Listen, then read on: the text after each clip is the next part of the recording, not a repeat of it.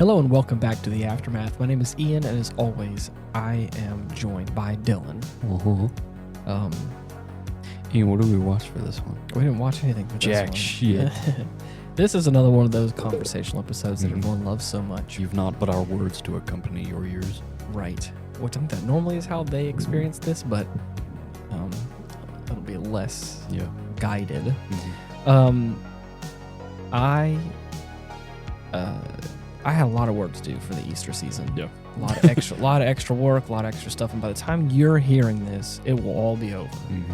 So I don't want to linger on it too much because it's all talking about things in the past. Yeah. But just know Relatively. no, well, yeah, right. Oh no, I'm wrong. My time is off. This is How's that old saying go? The passage of time is convoluted. Yes. I thought that this was going to come out next week, but it's not. Nope. So by the time this comes out, I'll still be in the thick of it. So Right. please send In out the trenches send out your good vibes because it's going to be. and rations. Oh yes, that'd be nice. A nice cold glass of water would Right. be An nice. MRE. I want hard tack rations. Right. The bread's made of bricks. What is it? One of the things I'll touch on is the Hobbit later in the episode, but they talked about Cram. Mm-hmm. The Dale men have Cram, and it's some sort of like he briefly touches on it. I was like, please just send me some Cram. Right. Anyways, I got a lot of work to do for the Easter season, and I'm just in the middle of it, and it's been one of those weeks where, you get thrown a curveball, Right. and you pivot, and then to try and put out that fire. Right. And And then there's- several other curveballs are thrown simultaneously. And I've been doing a pretty good job juggling it until tonight. Mm-hmm. Schedules haven't left much time to do much of anything. Tonight was one of those nights where I don't want to say I'm at my capacity, Mm-hmm. but I definitely He's on the edge. I definitely was like, I need to He's take reached a tipping I need to point. take a break. I need to stop, and I know that a break will come Mhm. like Monday morning. I have Monday and Tuesday off, Right. so I'm gonna have some time off, which is That'll be nice nice. because it's been crazy. Yeah. But Other than December, this is the busiest time of year for you. 100%. Mm. And so it's just one of those things where it gets really crazy, and it's not bad, and I'm handling it, but I'm tired, Mm. and but that's not to say that I haven't done anything else fun or enjoyable this week. Mm. I have, like I had mentioned earlier, just to talk about it because again I already mentioned it. With what little free time I've had, and kind of in between, doing some work and stuff, I've it started off with the audiobook, and then I kind of followed along with some chapters that I have of The Hobbit. Yeah. I have Spotify Premium, and they allow you to listen to the audiobooks on there for free. Yeah.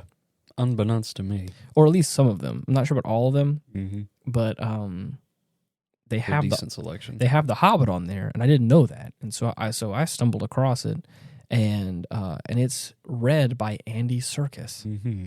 Gollum. Yeah, and I was like, Smeagol. dude, and he does such a great job. So I listened to the first chapter or two, and then that's it. I was hooked. I have yet to start it. Be careful. Once you start it, it's like a slippery slope because he does such a great job. Hobbit hole, rather. Yeah, right, great. Yeah, fall down the Hobbit hole.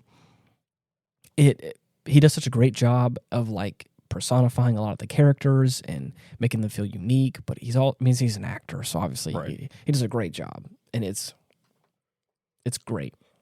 If you also like The Hobbit or you like any of Tolkien's work, like I do, obviously it's easy to. It's worth a listen. Right. Because it's good to read anytime, really. But once I listened to the first chapter or two, I was like, man, I love this story so much.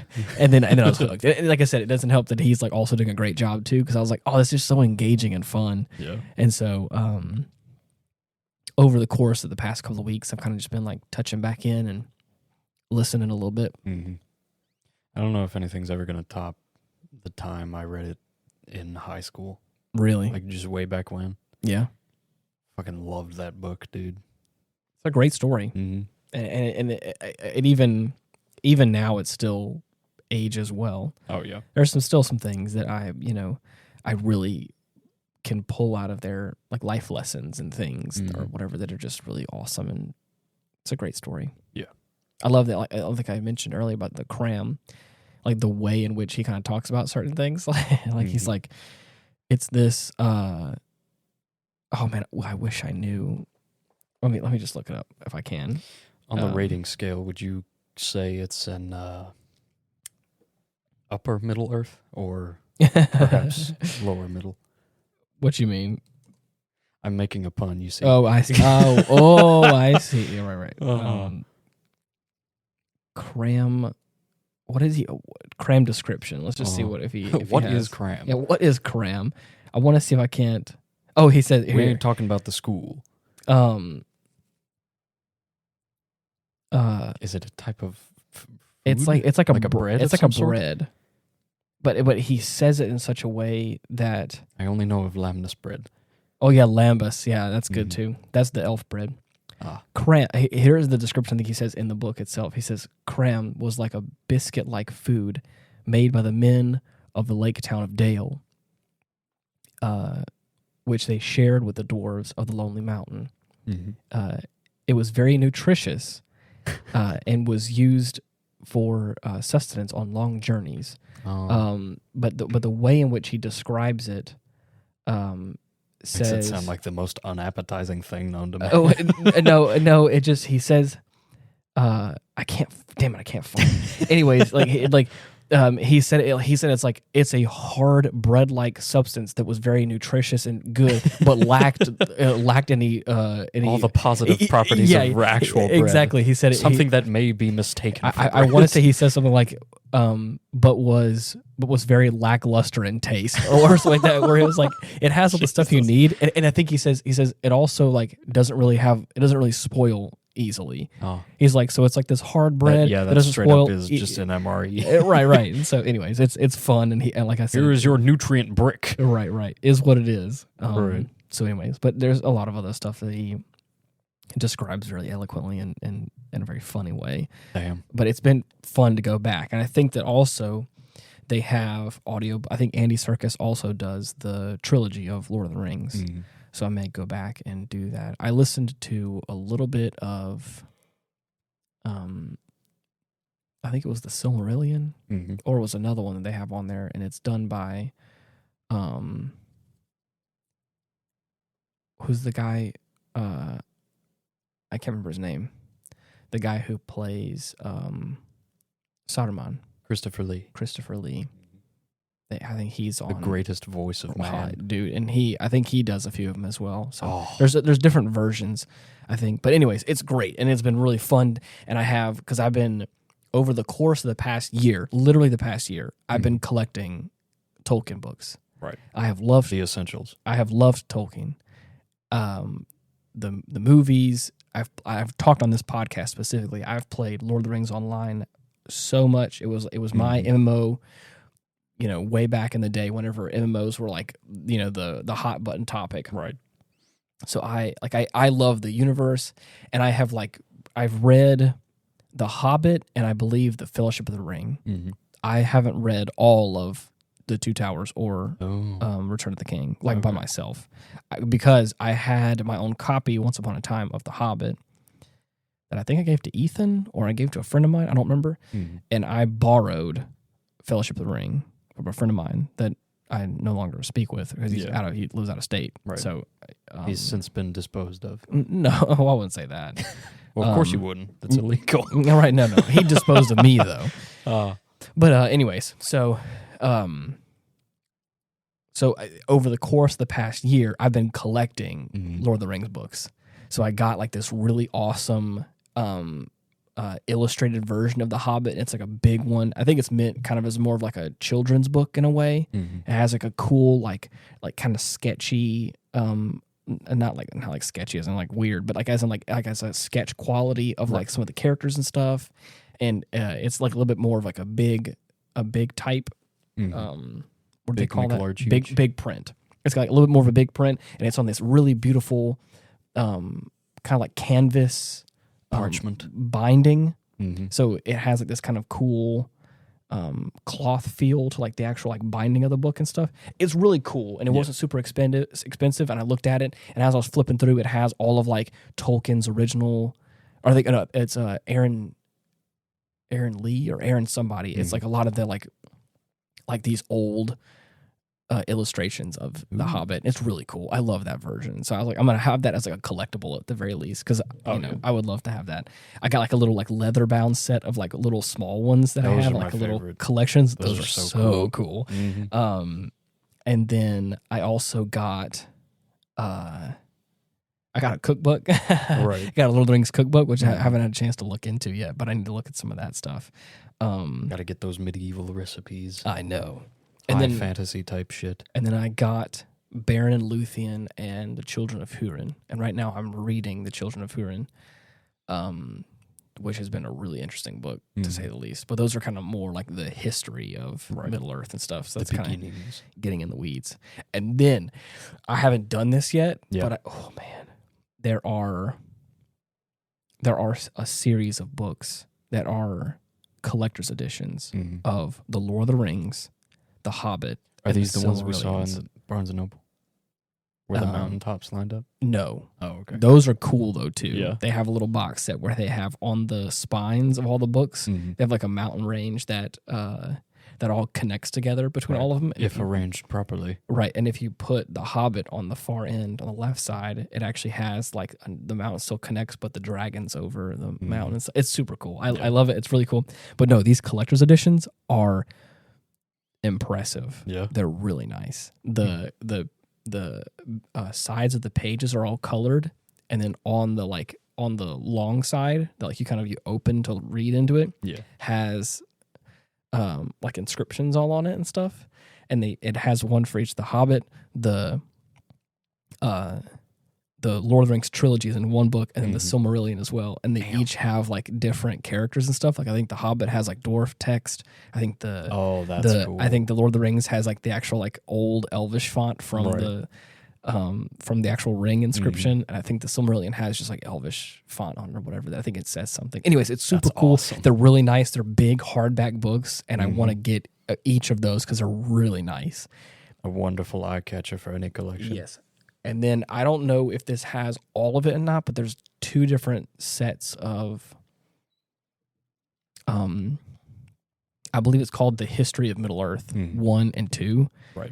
And both 1 and 2 have like 3 books each. And it's like The Lost Tales of Númenor and The Fall of Gondolin and like all those kind of other like cornerstone moments. Yeah, all the like history of Middle Earth, which is really cool. And I want to get those too. But between each one of those 2 box sets I just told you about, those are both like pretty expensive. And then each individual of the collector's editions are also pretty expensive too. Ooh. So, they're not bad, but I'm definitely, as I'm going to... Right, that's something to work up to. I am. So I'm going to... The thing is, I'm nervous. I'm probably going to save up the money and then buy the 3 collector's editions all at once, just to have them all together. Because I would hate to just get one and can't get any of the other ones. I would hate that. As long as you pace yourself. I will. I'm not going to do anything crazy. Right. And then I may wait to get the Histories of Middle Earth. Those are going to be cool. But those are also hardbacks in a cool collector's set. So I'm just trying to collect a whole bunch of those different variants of them. I know it's kind of ridiculous to have multiple copies of the same book, but these are all like specialty editions, and they're all different, and they're all cool. And so, anyways, I got a whole bunch of those that I recently... I also got in that same kind of like bookshelf area. I have like the 3 different books for the Dungeons and Dragons thing. So I got the Monster Manual, got the Player Handbook, and then I got the Dungeon Master's Guide, all in a big box set. It's got a cool like leather pouch or a cool leather like bookcase holder that it all comes in. So I'm starting to collect up a couple little books here and there. So building up a bit of a library. Exactly. All the ones that I really want to get. Speaking of libraries, I really want to go to one. Really? Yeah, I love that place. It's a cool place. There's one not too far from here as well that I think has like a 3D printer studio and stuff. Oh shit! So that's I think, yeah. I forgot about that. So I think we should go at some point. But I'm also there's other books that I'm trying to collect as well. Oh! I totally forgot. I got the whole series of Dune. Oh yeah, I totally forgot about that. I was going right. to we went to our local. The spice now flows. Yeah, I know. In our home. I went to our local Barnes and Noble, which I'm a member of, Mm-hmm. and so I got a discount on it, and I think it was already kind of discounted already. Right. And What a steal! I know.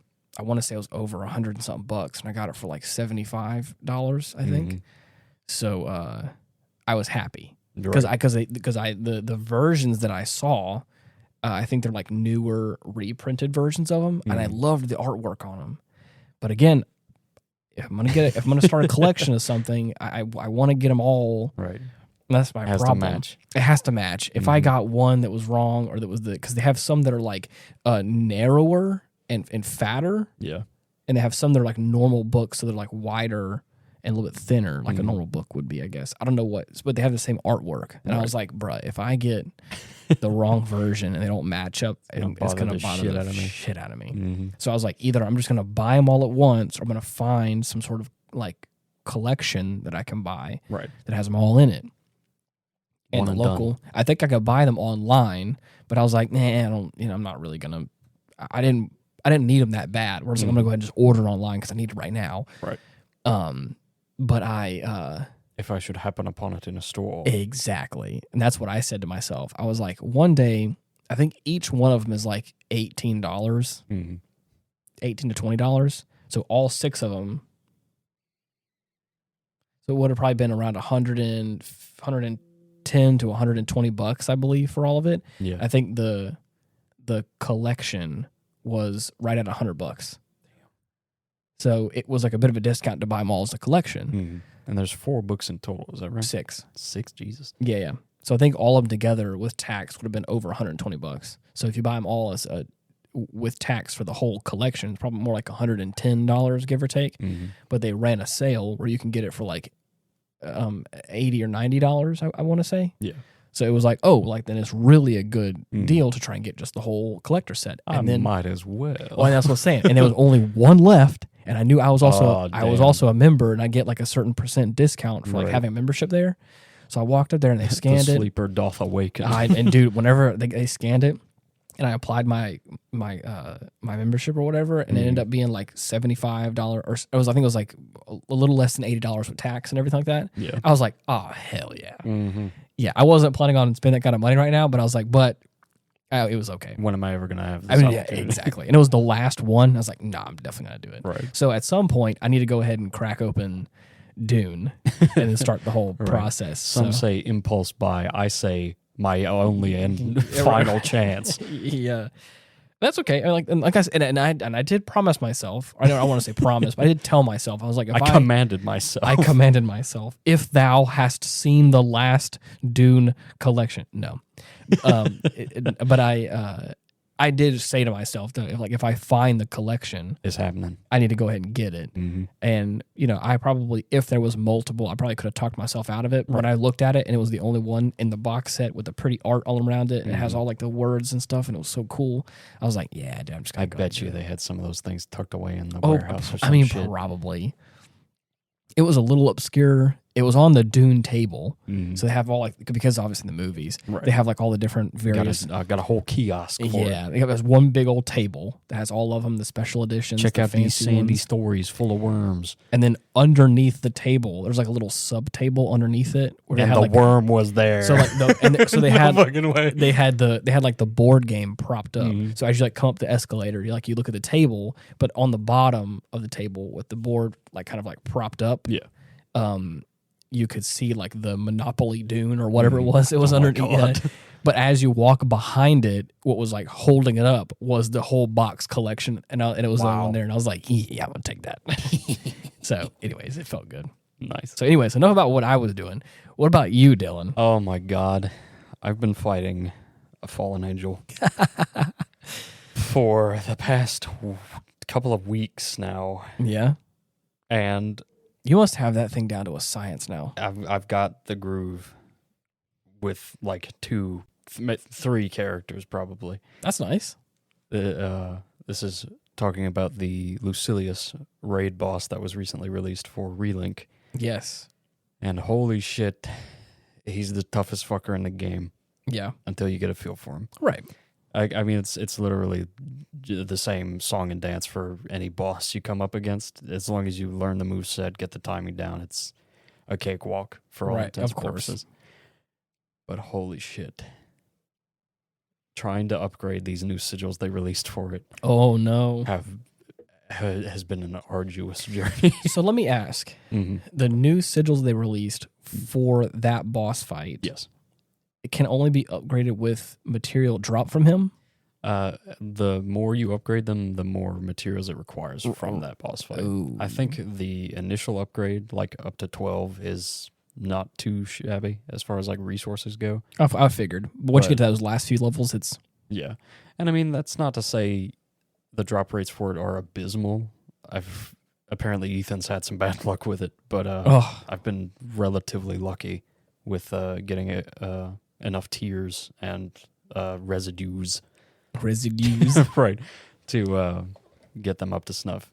I've already got like the beta sigils maxed out. The alpha ones are about to be maxed out. Gamma.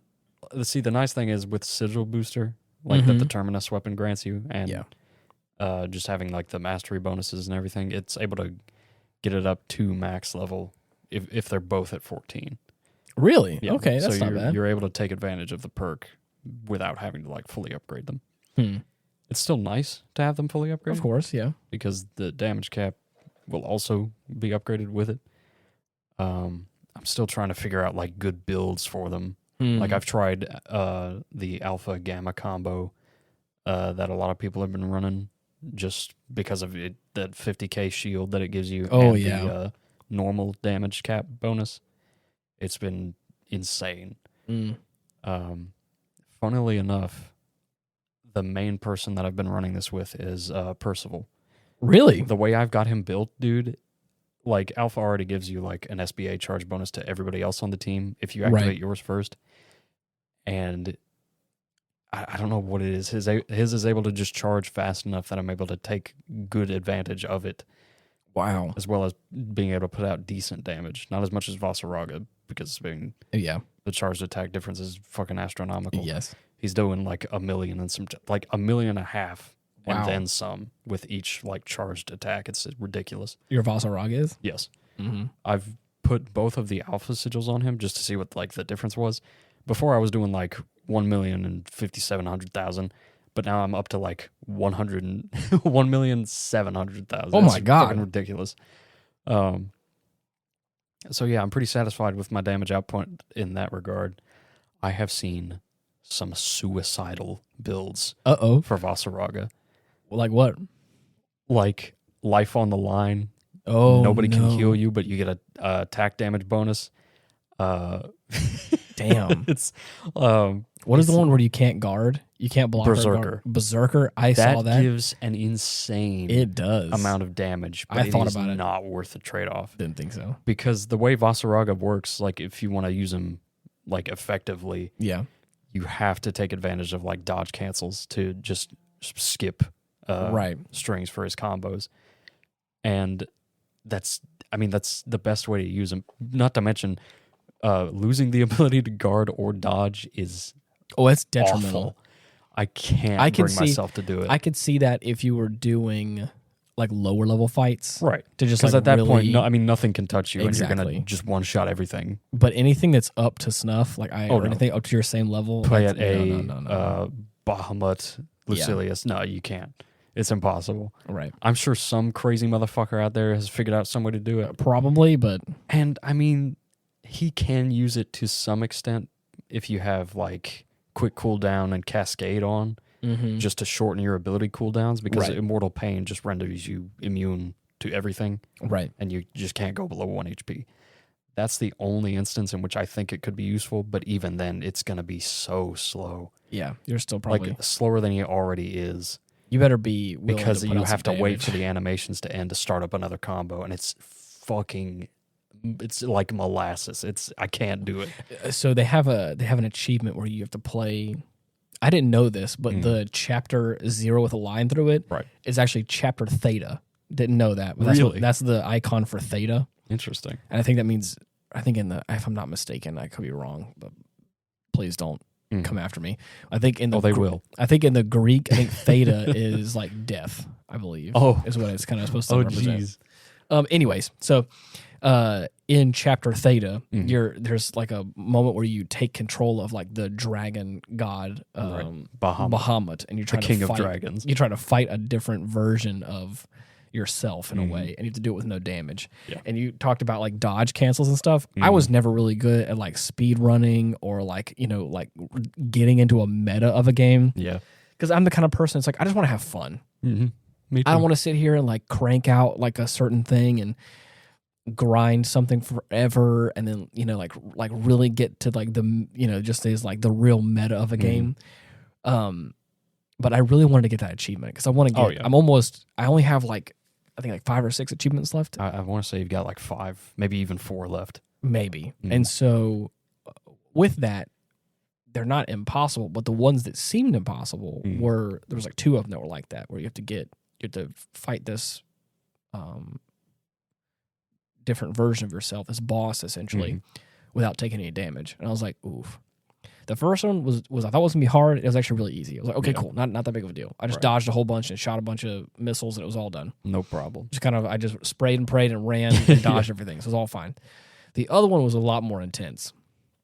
I was nervous about it because I was like, oh man, I don't want to do this.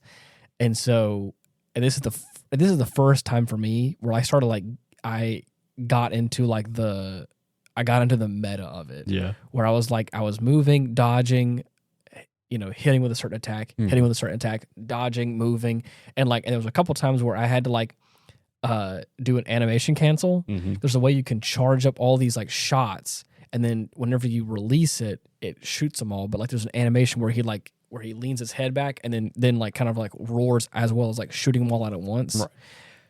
In the process of that, because I was trying to get the maximum amount of damage in between the other the boss's animations to hit me and stuff. Right. I had to he would do this charge beam attack. I would dodge, let go of the attack I had charged up, so it was firing it all. But because he does it once and then immediately does it again, but he moves over closer to where you are. Right. So I would have to let go, and then as my character's moving back, I would have to then dodge to cancel the animation, which would then just let all the bolts fly out anyways. Right. And then I would hit, and so I was I'm never used to doing this, but it took me a whole bunch of tries to really get into the rhythm.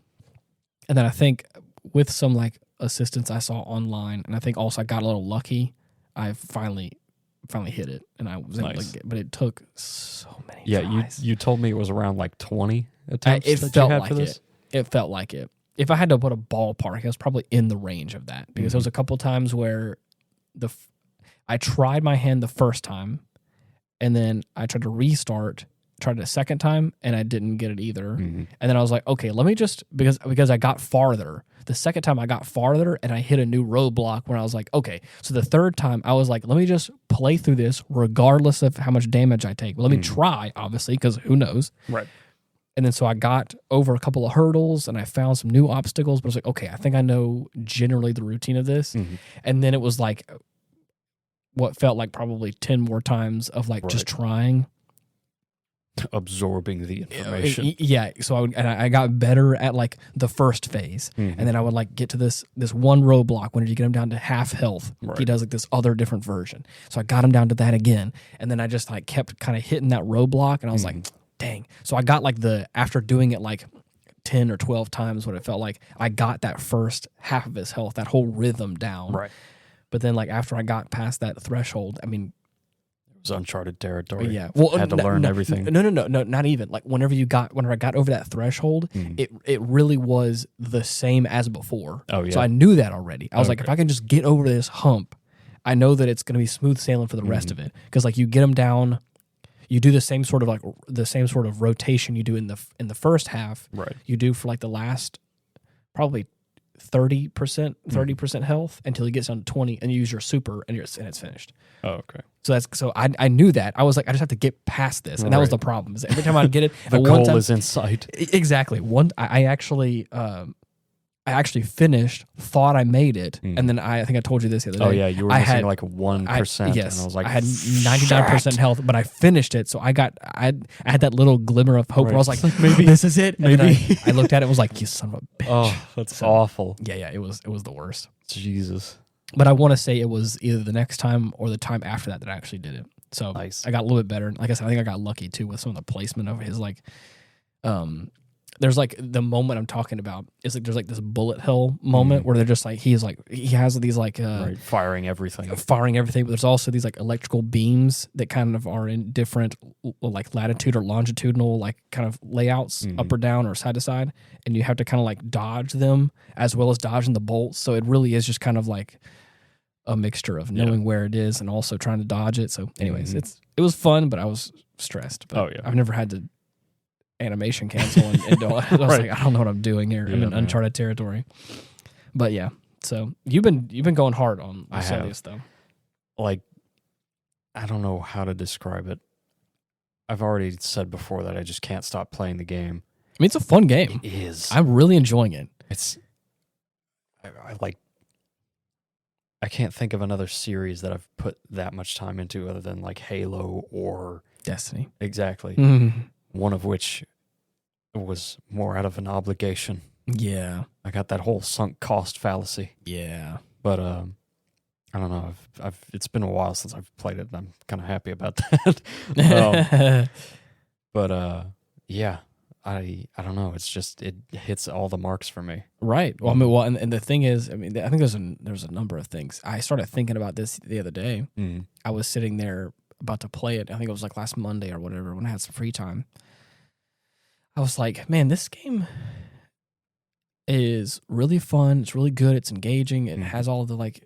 It feels Monster Hunter adjacent in a way, but but anyways, it has a bunch of cool stuff that I think has it going for it. But then I started thinking about this, and I was like, I've only really known about this game for 1 or 2 years, maybe. Yeah. You've known about the potential of this game for 10 years. Just about. And that was what I was like, dude, that's crazy to think about. Yeah. But it also made me excited because I was like, man, for a game that was, pitched announced back in 2017, it's cool that here we are with a game that's actually decent and is really good. Crazy. So that's great. So that made me excited and kind of hopeful as well that, I think they're going to try and I need them to add more. They're going to. Past what they've announced already, I need them to add more. I've already made such a fuss about having costumes for each of the characters because of the different versions of them from the original game. Yep. Bossaraga has his fucking Earth outfit, his fire one, dude. Which I need. The fire outfit's cool. I told you about this. I just recently finished watching the anniversary event, Home Sweet Moon. Yes. For the original Granblue Fantasy. Shit goes fucking hard, dude. I need to fight the rest of the Automa gods, Granoth included. Really? Yes. Okay. Oh my fucking Christ, dude. And the Moon Dwellers. Yeah. The fucking Central Axis agents. Okay. I need to show you them because holy shit. Yeah. They're insane. There is a wealth of lore and characters in this game. There's so much shit. It's like a fucking trove that I've stumbled upon. I can't believe how long running this has been and how much they've put into it, dude. It's insane.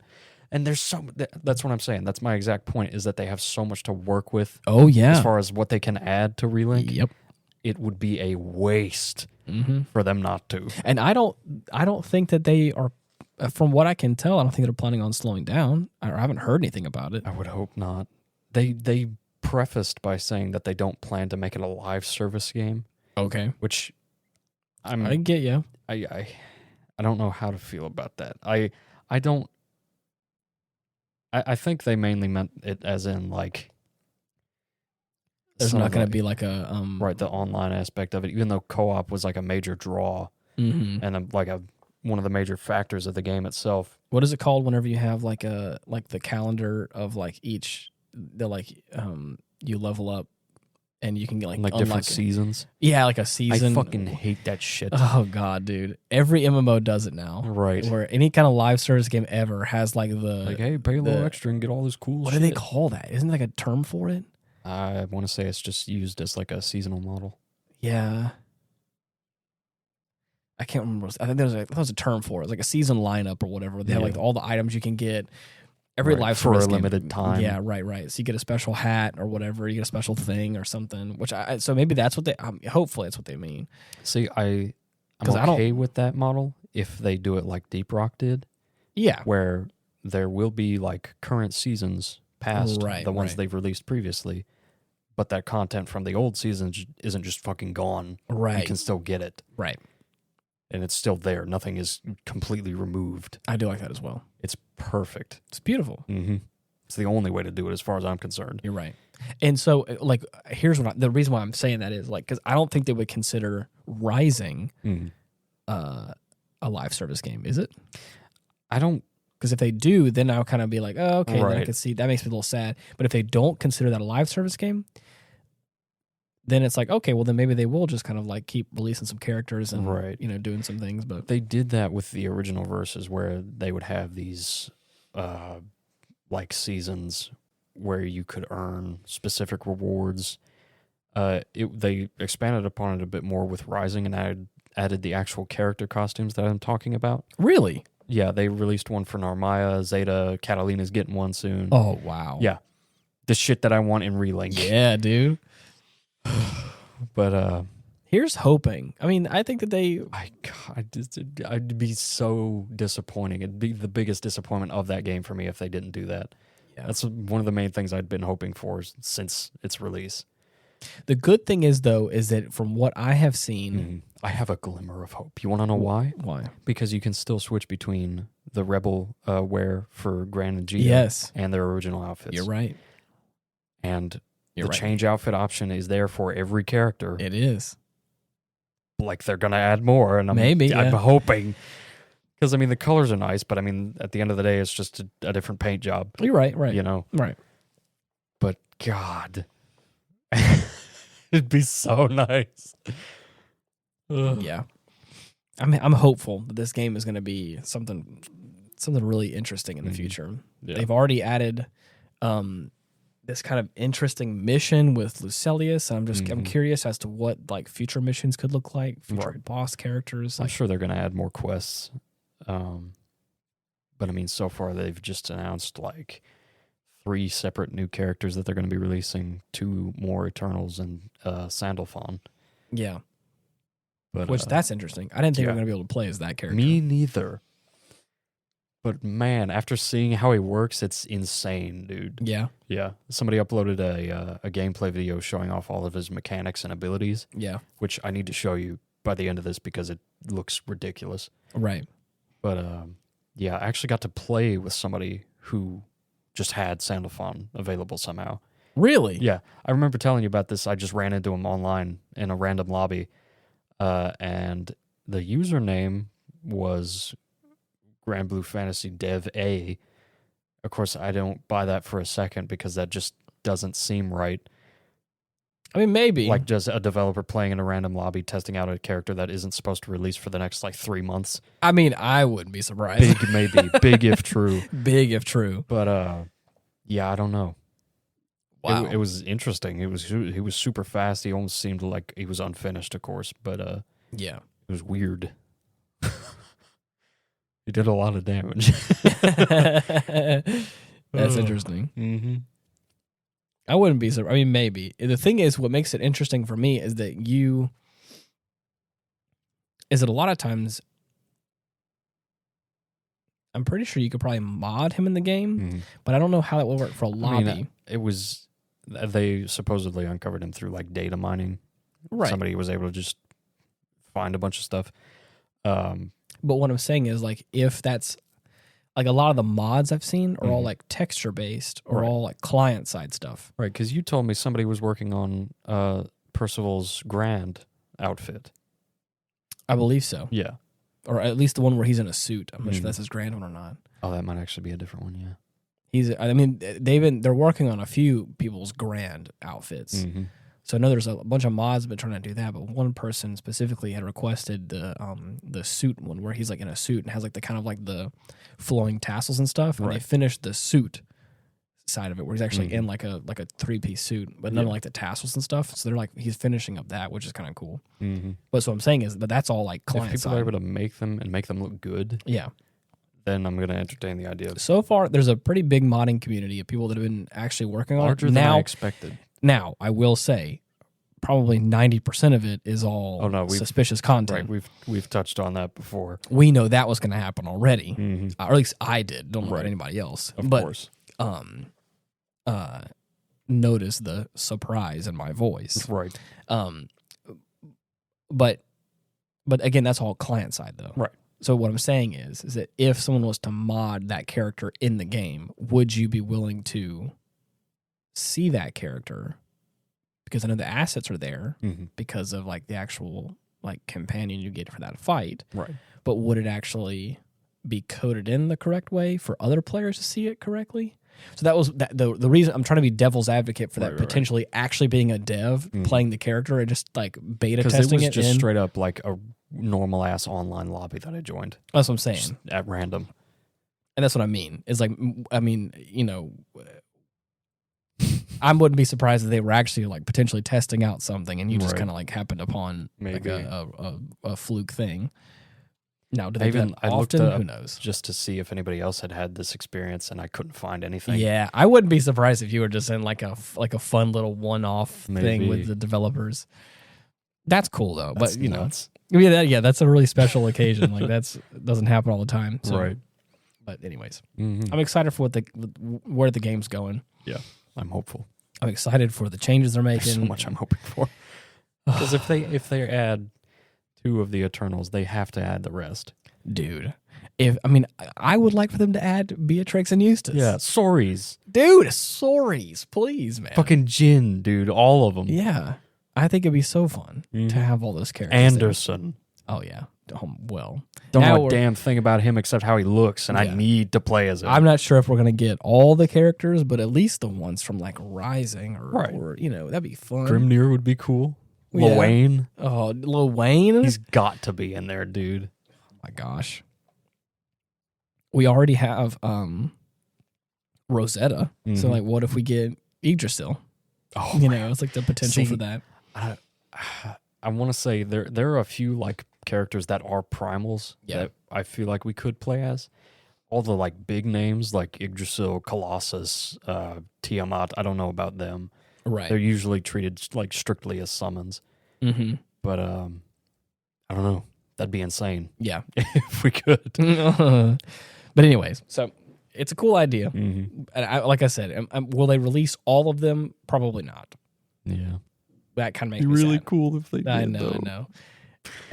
Because again, especially with a game like that has so many unique characters, it'd be really nice if they like even just like the top ones. Like you said, all the society, right? We could get Eustace, Beatrix, Ilsa, Cassius. Yeah. Dude, oh man. Some great characters, great stuff, and I think it'd be awesome. But then at a certain point too, I start to wonder, like, they probably all have to have Fate episodes as well. Right. They probably also kind of have I can only imagine how long it would take to animate all of their emotes and everything. Yeah. Especially with how like detailed and in-depth they are. Yeah. Again, we're already going to get 3 new characters, one of which is already technically in the game. So I'm like... And I don't even know how long they've been working on them. Like since development started, but these are like months apart. Right. And for some reason, it feels like it would take longer than that. I mean, I wouldn't be surprised if like right after the game launched, they started working on some of that stuff. Maybe. I mean, to be honest, let's say hypothetically they didn't work on Lucilius until after the game launched. I mean, that took them a few months to get that all down. And then, you know, who's to say they don't do... The thing I like the most is like the only kind of bug that's been in the game has been matchmaking issues, which I've been the only major thing. I've been a victim of that. So the matchmaking stuff's been kind of weird for me, but yeah. Other than that, I'd say it's grade A. I know the characters all feel so good. I haven't had any character issues or flaws or glitches. Everybody feels satisfying to play in their own way. Yep. Like I remember initially, whenever I got my hands on Vasaraga, I was kind of like disappointed with how slow he was, but as I started getting used to him, I'm like, oh, well, this is perfect. It suits him perfectly. Right. Everything works out. Yeah, especially compared to someone like Charlotta or Lancelot that like super has fast, a very different playstyle. Zippy little characters. Yeah. Because I'm in the same boat. I'm not as Percival. I'm not as slow as you, I think, in some aspects. Right. But I am definitely slower than other quick characters. See, that's the funny thing. I was amazed at how comparable Percival and Vasaraga were, like moveset wise. Right. Because I mean, they both take advantage of charged attacks. Yep. They're both of their like regular combos are relatively slow, but the abilities are where they like really shine. Because I mean, it's once I put that supplementary damage on, I throw out like my 3 or 4 attack, my 3 or 4 skills, and then I throw a charge attack at the end. It's insane. Oh man, I've been able to watch some numbers fly. Oh yeah. Oh man, it's a lot of fun. Mm-hmm. To kind of pivot a little bit from that, a game that was not good, and I'll go ahead and apologize for it right now. I was super hyped about the Battlefront Classic collection. Yeah. Because again, I was hopeful that Aspyr in the past has done a pretty good job, but then I started to do some looking in and some digging. They actually have kind of copied over some games that have not been done very well. Had a few flops. And I won't bore you with all the details because I'm pretty sure anyone that knows about the Battlefront Classic collection, the Battlefront Classic collection, you probably know already the problems that it has and the issues with online matches and all the other shit involved with that. So I wanted true shame. I wanted to personally apologize for getting. I may not have hyped up many people. But I definitely was a person that was hyping that game up. We were excited enough to have an episode surrounding it. Right. Which initially, I don't think we could be blamed for. No. I didn't have much insight as to Aspyr's reputation with like the different ports they've worked on. Yeah. But they've done a pretty good job with some of them, but this one felt like a cash grab. Yeah. When I really look at it. And it felt poorly optimized. Yeah, definitely. I've done some digging, and there is a I want to say it's called Battlefront 2 Remastered or something like that. It's a big mod that does basically all the same things that Aspyr did, but it does it to just Battlefront 2, but they don't add Asajj Ventress or Kit Fisto. Okay. So other than that, like all the models are updated, and the textures that they have for those models and their version of the mod is beautiful. I remember seeing some crazy mods for Battlefront like way back when. Oh yeah. When I was like a teenager. Yeah. Where they had modded in like the commandos from Republic Commando. This mod all I'm sorts talking of other different like extra classes and all that. It's nuts. This mod I'm talking about is that. Yeah. Yeah. They added in the commandos. They added in a bunch of other classes, weapons, and some really cool stuff that I was like, damn, dude. Like, it really just goes to show that. And again, apparently this mod has been years in the making. So maybe that is, I don't want to just shit on Aspyr, because I mean, like, this mod has probably had like time to like flush out its problems and really make it good. But it's beautiful. It does a great job. Yeah. And it kind of goes to show like where some of the flaws are with Aspyr stuff. But again, for me, I played the game. I played the game and I played it in instant action. The game ran beautifully. Yeah. It looked nice. It controlled really well, or as well as it could for a game of its age, and kind of a little differently, a little clunky. But it's but it had a bit of dust off that old fossil. But it had all the same charm. Yeah. I played the Geonosis map on Battlefront 2 and just kind of like ran around and shot some guys, heard all the same, same voice lines. Glad you're on our team. Like all the different stuff. And I was like, oh, this is fun. The cool thing is there's achievements on Steam. So like I got a handful of achievements for just playing my first rounds. And I was like, man, this has been a lot of fun. So it was cool. It was great to play that game again because it's been, years. Oh, yeah. You're telling me. That new mod that mod I was telling you about that redoes stuff. It overhauls the space mission stuff. Oh yeah, with a lot of like all the ships have interiors now where you can do first person mode. That's cool. They added a few more ships. They customize some of the characters to have like different skins and stuff. So it's a really cool mod. I thought about downloading it and trying it on my original version of Battlefront 2. So. Yeah. But I just wanted to come out and publicly apologize for getting everyone else hyped up for this game. We jumped the gun a bit. I usually never do that. I never like pre-order a game. I never, trying to hype up everyone, for a game. But I just felt like, if you listen to the episode, I was hopeful that this was going to be a good little remaster. But low. 'Twas not. Indeed. 'Twas shite. Yeah. So yeah. And of course, with all that, I started looking more into like the Mandalorian game that we were supposed to get. That was supposed to be like a really fun like RPG / open world kind of bounty hunter type game that like got really far. Has like a bunch of like actual gameplay videos and things like that. But wasted potential. Yep, but it's no more. Damn. So, and I think I found out why. I don't know all of it off the top of my head right now, but I read some things and I heard about some reasons why those games are not getting done. Yeah. Yeah. So, anyways, it's a whole lot, but yeah. Damn. Been a pretty crazy week for me, but yeah. But not just because it's been crazy doesn't mean I haven't had a chance to do some fun things.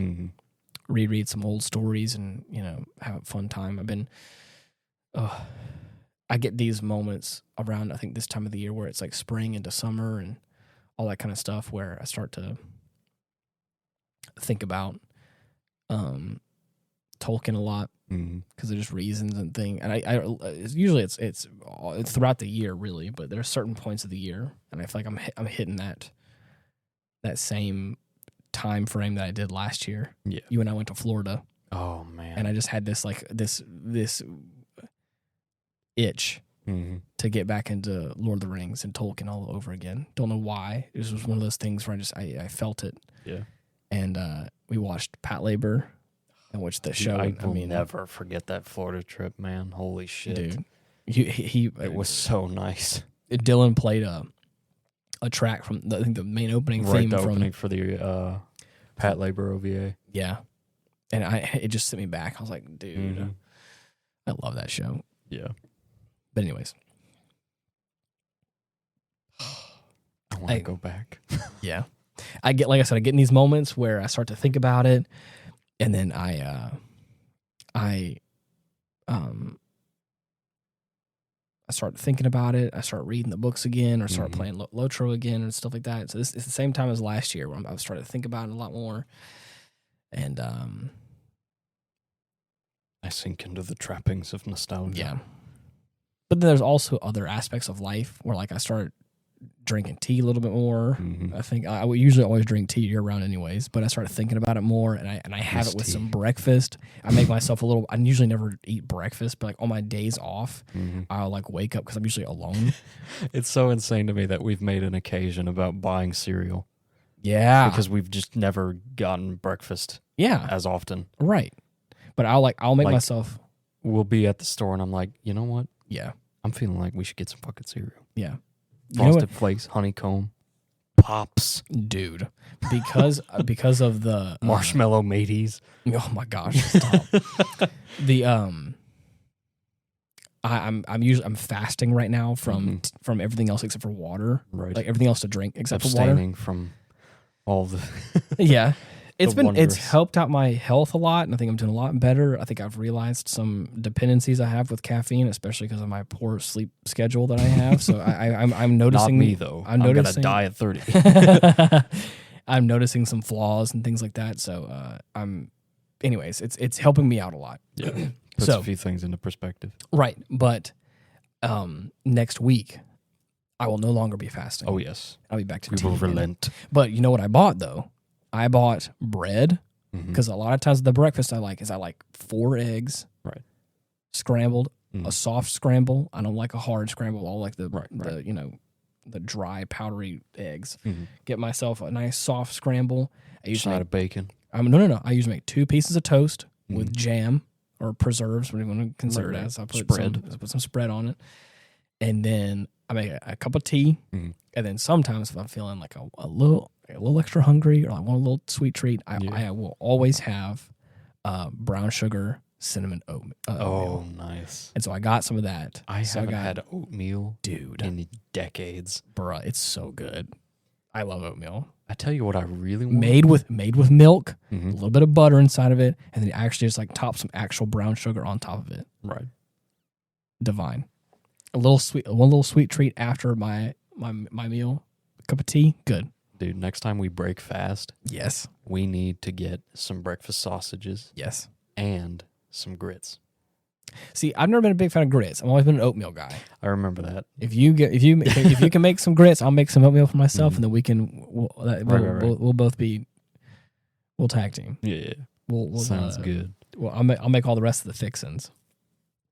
Some bacon's not bad though. Either, shit, but when's breakfast, man? When are we gonna do that? You got me in the mood now. Yeah, we can go to the store and get some stuff. We still need to go to the store and get some fish to cook. We do. We talked about that. Oh my god. Yeah, dude. Speaking of seafood, I think I remember coming home and telling you about it. But me and Chase told me about this little joint called Corks. Corks. Yes, which is a relatively fast seafood restaurant. Now, I say relatively. As soon as me and Chase got in there, placed our orders, within like seconds, they had our food out. And I was like, wow. What the fuck? I got like a 4-piece fish hush puppy and like... I can't remember what else it came with French fries, and it was so good. Yeah. I've been waiting for an alternative to Captain D's because all of them closed down near us. That was like the only seafood joint that was quick and like easy to get a hold of. Yeah. Oh my god, I need to go back to this place. Okay. But I can't remember what else. Like you brought home beignets, I think, which was actually they had beignets too. Dude, those were so good, delicious. Oh man, I gotta go take a trip out there. Dude, and go find out where it is. But yeah, that sounds like fun. Yeah. Anyways, I'm hungry. I'm starving right now. That's worked up my appetite. Yeah. But anyways, so like needless to say, I have these moments where I get into a real Hobbit mood, and I'm like, I just want a cup of tea. Right. And some breakfast, and then I'll have a little snack afterwards, and then I'll have a second breakfast. Yeah. So I've done that before in the past, where for myself, I'll just vibe out and make myself a whole little breakfast on like a Monday morning or whatever when I'm all home alone. Yeah. And then I'll answer some emails and stuff from work, and then just kind of will sit there and chill out, and I love that, and I actually kind of miss that. I haven't had that in a while. And so the more I think about it, I'm like, oh, dude, that sounds like such a pleasant experience right now because I'm so stressed. And I think this Monday morning, that's what I'm going to do because I'm not going to be fasting anymore. I'm going to make myself some tea. I'm going to sit back and I'm just going to have myself a little Hobbit breakfast and just enjoy my time. My boss specifically, he was like, I don't care what you do after this whole week worth of nonsense, the holidays and everything. He's like, I don't know what you guys are going to do, but I'm not going to talk to you guys. Right. He's like, I'm just going to see me or hear from me in a while. And I was like, hey, you know what? Same. I can take a hint. Yeah. So I'm probably not doing a whole lot the week afterwards. But with that, because of that, I'm doing a lot of extra work now to like not only like prepare for all of what's going on over the weekend and this whole entire week full of stuff, but I'm trying to get a couple of those extra things done so that way next week I really don't got to work at all. So like sounds like a plan. I'm still gonna go into work probably Wednesday, Thursday, but for the most part, like I'm gonna have my own kind of spring break coming up, and I'm like, oh, that sounds so nice. Yeah, especially after this crazy week. So, But anyways, sorry for not being able to watch something, talk about it, but I think for the most part, you guys enjoy these kind of episodes anyways. I'd like to hope so. I'm glad. Thank you for allowing me to talk about Tolkien, and I think Dylan would thank you for allowing him to watch me ramble about fucking Granblue. Hey, so it's a great game. It is. Anybody that doesn't have it, you should play it. It's a fun game. It's a lot of fun. There's a character for everyone, whether stature or character quality, right? Or lean or stacked. Yeah. Stacked. By God. There's a character for everyone. But anyways, you guys have been watching the YouTube videos a lot, which is really awesome. I didn't think that not at all what I would have is going to be popping off like it is. So if you guys are listening to this on YouTube or the YouTube associated apps, now that Google Podcast is no longer a thing, because now we're in April and that's a thing. It has since dissolved. Yes. So for those of you listening on YouTube, thank you for listening. Yeah, this is appreciate awesome. your ears. I appreciate it. If you don't mind giving us a like or subscribing to our channel so you can find us that way. I know, I mean, I started on this last week because Ethan did a great job in his Hit that bell icon so you can stay up to date on the latest videos. You don't got to do all that stuff. But again, I'm going to vomit, dude, after all Yeah, you don't have to. That, Jesus you don't have to do all that. But again, if you do want to keep up to date, you can subscribe to the Hindsight Studios YouTube channel and get all the recent videos and on the podcast and all the stuff that happens that way. Give us a like, let us know that you actually care about it, or you can give us a little comment. Little comments in there. I usually see them all. Whatever comes to mind. Right. Well, not whatever comes to mind. The nice things that come to mind, please. I don't want anyway. Oh no, there's gonna be worse shit in there, you know. But anyways, usually I will be the one to see all those comments because I'm the one who runs all that stuff, and I can't bring myself to do it. It's all good. So, anyways, but other than that, you can also type in the Aftermath and all the other major podcasting platforms, and you should be able to find us that way. But anyways, until next week, thank you so much for listening. I appreciate you. See ya. Bye bye.